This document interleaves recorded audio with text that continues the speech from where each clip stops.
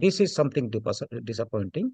और being a California resident, बहुत लंबे टाइम से I am a voter also यार, आपके चैनल के माध्यम से मैं गवर्नर साहब को बताना चाहता हूँ कि आपने इनजस्टिस किया है। कैलिफोर्निया जिस नाम से जाना जाता है ना, आपने उसको इग्नोर करके एक मतलब अपने आप को पता नहीं किस डायरेक्शन में खड़ा कर दिया है। Ram Kumar ji, hello and welcome.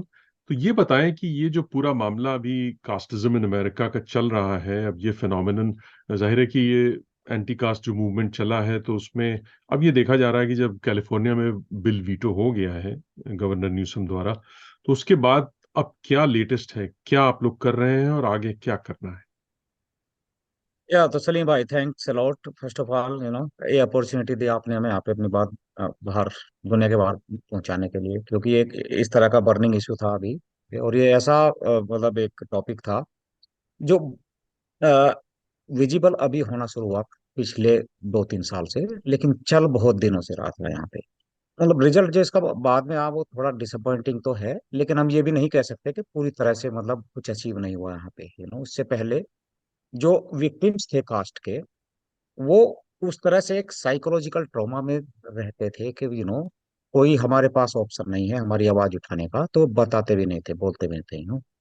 वो उनको लगता था कि हम अकेले हैं, में भी थोड़े लोग हैं और इतना बड़ा हम कर नहीं पाएंगे कि बाहर कोर्ट में चले जाए अपनी आवाज उठा ले। लेकिन इससे कम से कम एक ऐसा मूवमेंट बन गया है कि अब एक तो ये बाहर आया है पूरा डिस्कशन, हर कोई जानता है कि कास्ट एक समस्या है, रेसिज्म की तरह की है जिसको बताया जा रहा है, और वास्तव में इससे भी बुरी है जिसका बाहर लोगों को पता नहीं चलता। और डिस्क्रिमिनेशन हो रहा है, नहीं हो रहा है, विक्टिम बात भी नहीं कर पाता, तो एक बहुत बुरी किस्म का और भी ज्यादा खतरनाक किस्म का डिस्क्रिमिनेशन है। तो एक तो बाहर आया, खूब सारे डिबेट हुए, न्यूज में आया, लोग सड़कों पे आए, प्रोटेस्ट किया, अपनी अपनी बातें रखी, तो काफी एजुकेट भी हुआ इससे, जो यहाँ का जो दूसरी मतलब पॉपुलेशन है उसको काफी एजुकेट करने में भी मदद मिली। अब ये है डिसअपॉइंटिंग इस सेंस, मतलब इस तरीके से ज्यादा है क्योंकि जो गवर्नर ने डेमोक्रेट पार्टी इसको शुरू करती है यहाँ पे, एक बहुत बड़ी उम्मीद जगती है लोगों में कि भाई जो पार्टी इतने मेजर मेजोरिटी के साथ में पावर में है, उन्हीं के द्वारा ये बिल लाया जा रहा है, और वो समझते हैं कि एक ह्यूमन राइट, एक क्राइसिस है ये यहाँ पे जो है ना, बहुत दिनों से जो लोग इसका मतलब सफर कर रहे हैं, ट्रॉमा में जी रहे हैं। फिर लगा कि थोड़ा जस्टिस की उम्मीद हुई है यहाँ पे। और उसके बाद जिस मेजोरिटी के साथ में विन हुआ, पहले सीनेट में हुआ, फिर उसके बाद जाके हाउस में हुआ। हालांकि हाउस में थोड़ा चेंज किया, उसमें के एंसेस्ट्री में डाला जाएगा, वो भी लोगों को पसंद नहीं आया, क्योंकि एक इस तरह की समस्या है, आप खाली एंसेस्ट्री नहीं बोल सकते, एक डिफरेंट किस्म की कैरेक्टरिस्टिक थी। लेकिन फिर भी कि किसी भी तरह से मतलब कास्ट का एटलीस्ट लीगल यहाँ पे प्रोटेक्शन कैटेगरी बनने वाली है, तो लोग बाग उसी से सेटिस्फाइड थे कि एटलीस्ट ये अब लीगली रिकॉग्नाइज डिस्क्रिमिनेशन होगा। अब जो इसके विक्टिम है उनको एक ऑप्शन मिल गया है जाने का। तो फिर उसका मतलब मॉडिफिकेशन हुआ बिल का, फिर वापस सीनेट में आया, फिर से उसी तरह से अच्छी मेजोरिटी के साथ में, थोड़ा सा उसमें कुछ लोगों ने ड्रॉप किया, लेकिन सीनेट में फिर से बहुत मेजोरिटी के साथ में, 2/3 के साथ में पास हो गया। तो उसमें ऐसा नहीं लग रहा था कि बाद में गवर्नर अपनी ही पार्टी के खिलाफ इस तरह का डिसीजन देगा। This is something disappointing. और बीइंग ए कैलिफोर्निया रेजिडेंट, बहुत लंबे टाइम से I am a voter also यार, आपके चैनल के माध्यम से मैं गवर्नर साहब को बताना चाहता हूँ कि आपने इनजस्टिस किया है। कैलिफोर्निया जिस नाम से जाना जाता है ना, आपने उसको इग्नोर करके एक मतलब अपने आप को पता नहीं किस डायरेक्शन में खड़ा कर दिया है। एक तरफ तो आप अफ्रीकन अमेरिकन को यहाँ पे रिप्लेसमेंट लेके आते हैं, एक सीनेटर के बाद में, दिखाने के लिए कि हम रेशियल सोशल जस्टिस स्टैंड करते हैं, कैलिफोर्निया इस चीज का नाम है। और दूसरी तरफ आप ही की पार्टी के दोनों सदन में इतने अच्छे तरीके से बिल को पास होता है, और जहाँ पे बहुत सारे विक्टिम सड़कों पे आते हैं, जो पहले हिम्मत भी नहीं कर पाते थे, वो आते हैं, न्याय की गुहार समझ लीजिए, और आप उनको पूरी तरह इग्नोर करके बोल देते हैं कि ये तो जो है ना, जरूरत ही नहीं थी बिल की। तो मतलब मैं I want to ask you Mister Newsom, what was going on in your mind. You know ये कंट्री यहाँ पे दुनिया के हर जगह से लोग विक्टिम आए, प्रोसिक्यूटेड आए, अलग अलग किस्म के, सबके लिए कानून बने धीरे धीरे, जैसे जैसे कंट्री आगे बनता गया, सबको प्रोटेक्शन मिला। तो जो कास्ट के विक्टिम है वो भी उसी तरह से यहाँ पे आए, और उनको भी जो है ना, उनका भी एक ड्रीम था जो सोशल जस्टिस के लिए प्रोटेक्शन चाहिए था उनको लीगल। आपने आंख बंद करके एक तरफा डिसाइड कर लिया, अपने खुद की पार्टी के खिलाफ मैं ये कहूंगा। यू नो तो यू हैव टू थिंक। और न्यूसम ने कहा है कि कि ये ऑलरेडी एंसेस्ट्री में कवर करता है, तो फिर आई वुड रिक्वेस्ट कि प्लीज राइट एग्जीक्यूटिव ऑर्डर, ताकि ये झंझट ही खत्म हो जाए, क्लेरिफिकेशन हो जाए। क्योंकि अभी भी जो है ना, ही जस्ट सेड कि इट एग्जिस्ट देयर। लेकिन पहले कोर्ट में जब सिस्को का केस चल रहा था तो वहां पे यही एक डायनामा था कि केस चल इस पे रहा था कि एंसेस्ट्री में ये आता ही नहीं है, तो court was not able to decide this thing. तो फिर गवर्नर पता नहीं किस हिसाब से कह रहे हैं कि एग्जिस्ट करता है, तो ही must clarify right executive order, यदि उनको ऐसा लगता है तो that's what we expect from. तो आपको क्या उम्मीद है गवर्नर कुछ इसके आगे करेंगे, रिकंसिडर करेंगे इस मामला को? देखो अभी कहना मुश्किल है, लेकिन जिस तरह से मूवमेंट बना है अभी भी असंतोष है, जितने भी जो है सपोर्टर ऑर्गेनाइजेशन हैं और एक्टिविस्ट हैं, असंतोष है। और पहले तो आवाज नहीं उठाते थे लोग, लेकिन अब इकट्ठा आवाज उठाने के लिए जो है ना एक मूवमेंट खड़ा हो गया है। तो सूनर और लेटर फिर से बाहर आएगा ये है, फिर हम उसको उसी तरह से सपोर्ट करेंगे कि वी नीड प्रोटेक्शन। आपके खालिस एक वीटो कर देने के बाद में इनजस्टिस खत्म नहीं हुआ है, वो तो बरकरार है, या सरकारें आएंगी जाएंगी, गवर्नर भी बदलेंगे, लेकिन जब तक आप इसको पूरी तरह से एड्रेस नहीं करोगे ये मूवमेंट चलेगा ना। मूवमेंट चलेगा जब आप कह रहे हैं, तो क्या शक्ल होगी अब इसके बाद चलेगा जब मूवमेंट, तो क्या क्या करना चाहते हैं? तो अभी we are forming the strategy, क्योंकि अभी थोड़ा शौक से बाहर उभर रहे हैं। लेकिन we have found the ways कि उससे पहले ऑर्गेनाइजेशन सब अपने अपने आइसोलेशन में अपनी अपने एक्टिविटीज में करने में लोकल तरीके से व्यस्त थे, उसमें बिजी थे। लेकिन अब वी फाउंड द वेज, और एटलीस्ट द कॉमन प्लेटफॉर्म, कि एक साथ कैसे इकट्ठा होकर हम बात कर सकते हैं, कोऑर्डिनेट कर सकते हैं। तो we have to find a way, we are still working. जब आप कहते हैं एक साथ मिल के, तो कई ऑर्गेनाइजेशंस हैं जो कि इस पूरे एंटी कास्ट मूवमेंट में हैं। उनके बारे में बताइएगा जरा कि कौन कौन सी हैं और क्या एक साथ मिल के आने का कैसे ये संभव हुआ। या तो यहाँ पे जो मेजोरिटी का जो है ना, आपने देखा होगा प्रोटेस्ट में या बाहर जितने भी डिमांड करने के लिए लोग आए हैं स्ट्रीट पे या गवर्नर के ऑफिस के सामने गए हैं, मैक्सिमम सब जो है ना, जो पंजाबी इमिग्रेंट कम्युनिटीज के, विदेशी कम्युनिटीज के लोग हैं वो आए हैं। क्योंकि वो बहुत पहले से जो है ना एस्टेब्लिश्ड कम्युनिटी ही है, उनके पास जो है ना they have gurdwaras, basically places where they can come talk meet, they have the institutions, तो they have the majorities there. तो मैक्सिमम तो multiple gurdwaras together, they were the leading force here. उसके बाद जो दूसरे ऑर्गेनाइजेशन है जैसे एएसीडी बनाया, फिर to bring all other like minded organisations, जिसमें 20 से ज्यादा ऑर्गेनाइजेशन इकट्ठे हैं। तो उसमें हम भी उसी के पार्ट है, एआईसीपी अम्बेडकर इंटरनेशनल सेंटर भी। तो हमने भी प्रयास किया कि इट्स नॉट ओनली प्रॉब्लम कि भाई जो लोअर कास्ट या दलित समझे जाने वाले लोग हैं, it's a human right crisis. तो जो भी ऑर्गेनाइजेशन है जो इसको एक क्राइसिस समझते हैं, मानते हैं कि इसके लिए कानून होना चाहिए, उन सबको साथ लेकर आए। तो वो वाले ऑर्गेनाइजेशन में जैसे हिंदू फॉर ह्यूमन राइट हो गया, और इंडियन अमेरिकन मुस्लिम काउंसिल भी उसका हिस्सा है, अम्बेडकर किंग स्टडी सर्किल भी हिस्सा है। तो इस तरह से 20 से ज्यादा ऑर्गेनाइजेशन जो है ना उसके पार्ट है। तो अभी वे डिसाइडिंग कि how we go back again and talk to other organisation also, जो पहले जो है ना मतलब एक दूसरे ग्रुप के साथ में, मतलब रविदास कम्युनिटीज हो गया, इक्वलिटी लैब हो गया, या इस तरह से बाकी जो लेबर यूनियन हो गए सारे थे कि कैन वी कोऑर्डिनेट अगेन। तो अभी इसमें मतलब काम काम करना बाकी है, लेकिन एटलीस्ट वी नो कि ये इशू अभी जो है ना लोगों ने एक्सेप्ट किया है कि yes we have to work on it, we have to talk on it, and there will be way. We are sure there will be a way, and soon we have to come to some conclusion. Okay, what is our next plan? किस तरह का आप देख रहे हैं movement अब आगे, और सिटीज में होगा? क्योंकि आप कह रहे हैं कि भाई अब एक्सपीरियंस हो गया है कि हमें इस तरह करने से ये हासिल हो जाता है कि एक स्टेट में वीटो तक बात पहुंच गई एक बिल की, जो कि बहुत बड़ी बात है। एक कैलिफोर्निया जैसा सबसे बड़ा स्टेट जहाँ पे, तो वो जाहिर है कि बहुत उससे हिम्मत मिली आप लोगों को, ये कह रहे हैं आप? यार डेफिनेटली, क्योंकि उससे पहले तो जो है ना हमें यही नहीं पता था कि भाई कितने ऑर्गेनाइजेशन हैं, कितने लोग साथ करने के लिए। खाली विक्टिम कुछ आपस में बात कर ले उससे इतना नहीं होता है, वी नीड द नंबर, जो लोग बाहर जाके मतलब आखिर तक इसके लिए तैयार हैं जंग लड़ने के लिए जो है ना जस्टिस की। तो एटलीस्ट इतना थोड़ा सा लोगों के अंदर हिम्मत बनी है ना, कोऑर्डिनेशन के तरीके पता चले हैं, तो वो एक्सपीरियंस फिर काम आएगा। तो based on that will decide the strategy.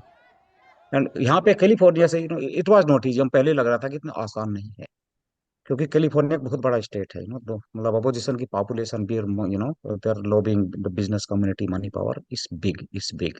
तो केवल जो उम्मीद थी वो थी कि जो कैलिफोर्निया एक ऐसा स्टेट समझा जाता है कि यहाँ पे हमेशा looking forward, and social justice से अलाइन करते हुए कानून हमेशा बनते हैं, तो उसी के आधार पे हमें यहाँ पे उम्मीद थी।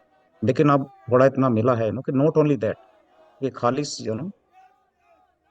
इसी आधार पे कि मतलब विक्टिम ने आवाज उठा दी और विक्टिमाइजेशन हो, मतलब विक्टिम को जस्टिस चाहिए और उसी को सुन लिया जाता है। I think that is not sufficient, we have to work on other ways also, basically connecting more and more lawmakers, and providing more proofs and showing them that what is the importance and how it impacts.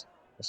तो maybe you have to work more, तो ज्यादा मतलब, और मतलब इस मुद्दे पे और इस टॉपिक पे और इस इशू पे और ज्यादा कोऑर्डिनेशन करने की जरूरत जब आप कहते हैं वर्क मोर और ज्यादा काम करना है, तो उसमें क्या ये भी सब शामिल है कि जो फेडरल लेवल के लॉ मेकर्स हैं, सेनेटर्स, कांग्रेसमैन, उनको अप्रोच करना, उनको ब्रीफिंग देना, हियरिंग करवाना कि भाई क्या है ये पूरा मामला, उनको समझाना, अवेयरनेस फैलाना, ये सब क्या शामिल है उसमें? क्योंकि एक वो भी एक रास्ता होता है यहाँ पर, जिस तरह से करते हैं लोग, राइट्स के कोई भी इश्यूज होते हैं तो इस तरह से बात पहुंचाई जाती है कि भाई सेनेटर्स और कांग्रेसमैन से आप बात उठवाएं और इस पे कानून बनवाएं। है।